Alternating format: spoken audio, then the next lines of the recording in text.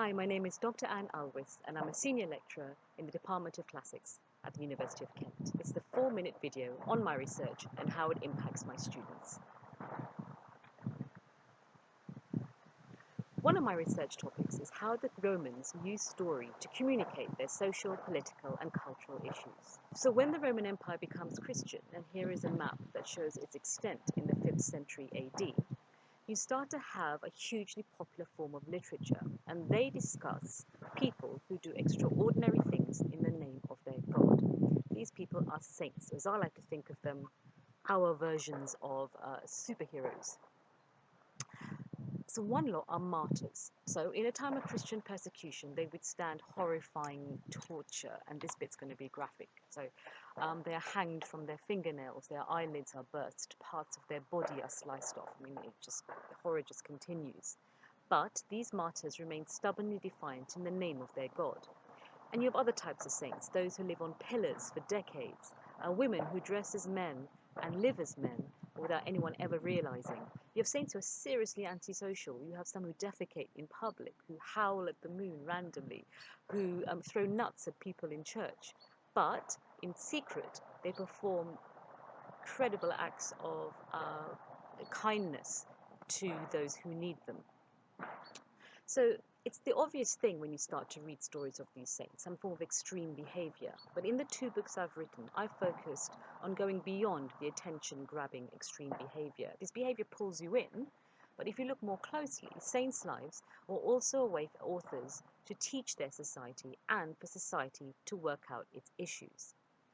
So my first book, which is called Celibate Marriages, was about saints who secretly don't have intercourse in their marriage. It described what it meant to be a man and husband in a Roman world where to be a man you're defined by your ability to procreate and your virility. So what happens when you do completely the opposite? What happens to the family structure?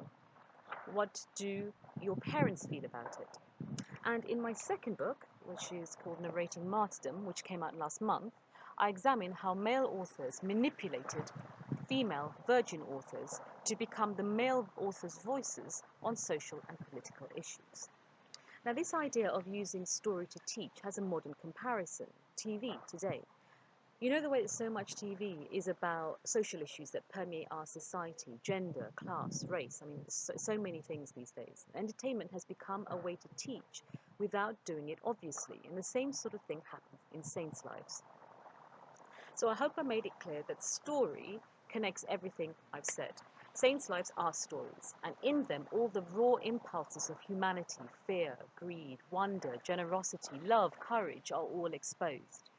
Story is one of the most ancient forms humans use to communicate with each other. They can be used to talk about massive issues, and they can also be used for the personal. I mean, I remember as a child, I used to read to escape. I mean, I still do. And I remember picking up the Never-Ending Story and being incredibly excited because I thought this story would never end. I would forever be immersed in this story. And I still remember the devastation I felt when I reached the last page and it ended, and I was like, what? And obviously I'm still traumatized. But my point is the importance of story as a place for us to see ourselves and our world.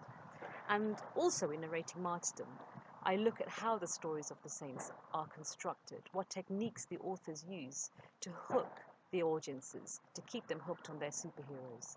So the next time you see a picture of a saint, do remember saints are not always what they seem.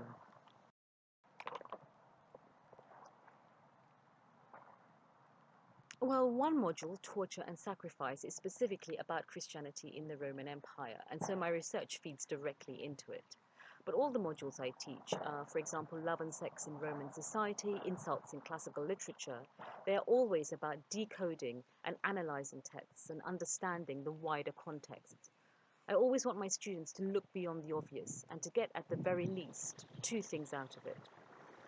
One, that they never realized there was so much to discover a text and they're like, oh my God, that's incredible. And 2, that they can use the skills that they've learned or improved upon to use for any form of media they come across, be it ancient or modern. Well, students bring fresh thoughts to texts. I may know text very well, but for them it's often the first time they've seen it. So their reactions and their questions help me look at texts with new eyes. It's invaluable. Hi, my name is Dr. Anne Al. Is it? You know the way that the way that so much TV today is about current society. Wrong time! Meow, meow, meow, meow, meow,